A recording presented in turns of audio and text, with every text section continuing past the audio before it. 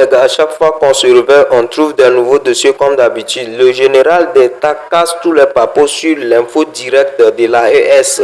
C'est gâté massivement les gars, je vous laisse regarder la vidéo comme d'habitude. On est ensemble, ciao. Les dirigeants de l'AES, ce sont les visionnaires, eux ils sont déjà dans le futur. Fouillez bien dans les archives, vous allez tomber sur une vidéo dans laquelle le capitaine Blaise Traoré disait que le prix de l'électricité va augmenter encore en Côte d'Ivoire. Fouillez bien, vous allez tomber sur la vidéo. C'est pas maintenant, il a fait ça, il a dit ça, ça vaut au moins 2 ans maintenant.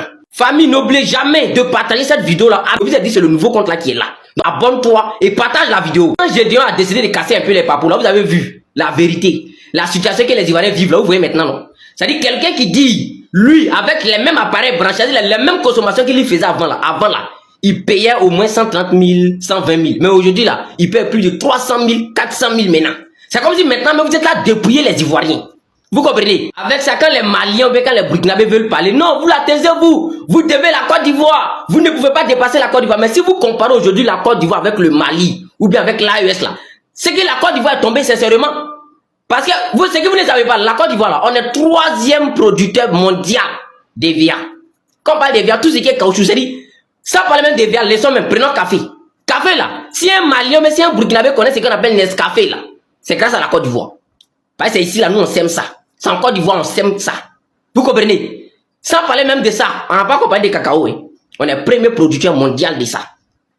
On n'a pas encore parlé de nos ressources, hein, qui ce soit or, sans parler de notre poids même qui est vide. Parce que votre chao là, il dit il veut faire bras de fer avec les dirigeants de l'AES. Il veut les fermer. Donc il a décidé de fermer son port aux dirigeants de l'AES. Voilà ça. Et ça, c'est pas maintenant, ça il y a longtemps. Alors que ce qui lui, il a oublié là, les gars là, tous les marchandises qui passaient par la Côte d'Ivoire avant de rentrer chez eux là, eux payaient. C'était pas gratuit. Vous comprenez? C'était comme un contrat. Donc ça aidait beaucoup la Côte d'Ivoire. Mais qu'elle a décidé de faire bras de fer et il a fermé là. C'est qu'il oublie là. C'est pas lui seul qui apporte dans la sous-région. Il y a le Ghana qui est là, il y a le Togo qui est là, il y a la Guinée qui est là. Comment tu peux comprendre un petit pays riche comme la Côte d'Ivoire? On a café, on a cacao, on a EVA, on a NACAD, on a or, on a 2 ports encore pour mettre dessus. Mais vous prenez la Côte d'Ivoire pour venir comparer au pays de l'AES. Vous avez fait des réflexions, mais il y a quoi? Parce que vous savez que votre gars là, il a échoué. C'est pas comme ça on gouverne un pays, c'est pas comme ça on gère l'économie d'un pays. Il a échoué, il a raté. C'est pas comme ça, vous savez ça très bien. Sinon aujourd'hui, Ivoirien va se lever, va payer facture. 300 000, 400 000 factures de courant seulement. Hein. Pendant que c'est nous on donne courant en Mali, c'est nous on donne courant au Burkina. Vous dites ça dans votre bouche et puis ça vous plaît. Et puis Ivoirien même là, lui-même son salaire combien? Il va se lever pour aller payer facture 300 000, 400 000. Ça c'est courant d'abord sans parler de l'eau. Vous pensez qu'on parle d'un dirigeant qui doit relever l'économie d'un pays, un gouvernement qui doit gouverner, gérer un pays là. Vous pensez que c'est de se lever matin, midi, soir, aller dormir en France? Vous pensez que c'est ça? Les dirigeants de l'AES, ce qu'ils font là, ils sont tout le temps sur le terrain.